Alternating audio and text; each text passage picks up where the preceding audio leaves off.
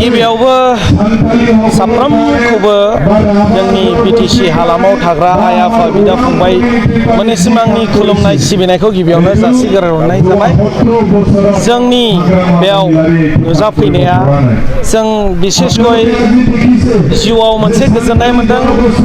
प्रमद सारनि जे जोंनि आर्टिस्टफोरनि फारसे अननाय होनाय, जे जोंनि आर्टिस्टफ्रा आगोलाव जोंहा जेबो मोनामोन, जोङो गावनि फिल्म बानायो। आं सासे प्रडिउसार डाइरेक्टर, आं अब्लाबो दिनै एथ' बोसोर जालांबाय, अब्लाबो दिनैसिम बिटिसिनिफ्राय माब्लाबाबो बे जेसेबांखि बोसोर प्रमद सार गैयै समाव, बे समाव जोङो साफ्रोमबो आर्टिस्टआ एबा सोरबा प्रडिउसारा जोङो फिल्म बानायोब्लाबो जों बिटिसि सरकारनिफ्राय मालाबाबो जोङो बे फिल्म बानायनायनि फैसाखौ जों रिकभार खालामनो हायामोन।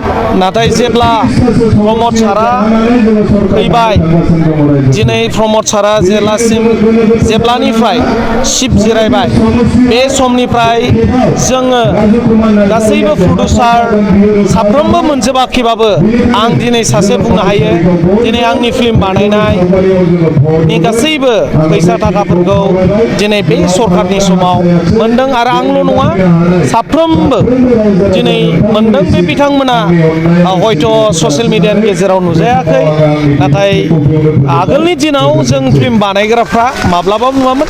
बेनिखायनो जोङो गोसो गोथारै जोङो सारखौ सापर्ट होनो, प्रमद सारखौ फिन खेबसे आरोबाव शिबनि महराव नायनो लुबैनानै जोङो आं सासे आर्टिस्ट जानानै सारखौ गोसो गुवारै आं हेफाजाब होफैदों। मानोना सारनि अननायाव दिनै जोङो सिनेमा हलबो मोननो हाबाय।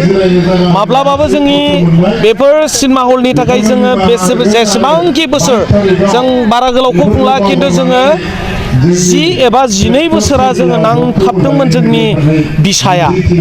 अब्लाबो बै समाव आब्बानि समावबो जों नांथाबदोंमोन। नाथाय जेला बिसा दाबाय, बिसा दानाय समावबो जागोनै दिनै गैया। जेब्ला प्रमद सारा सिट जिरायबाय, बे समनिफ्राय जेब्ला जोंनि दुखु सुखु आर्टिस्टफोरनि दिनै गांनाय उखैनायखौ एकमात्र प्रमद साराल' बुजिदों।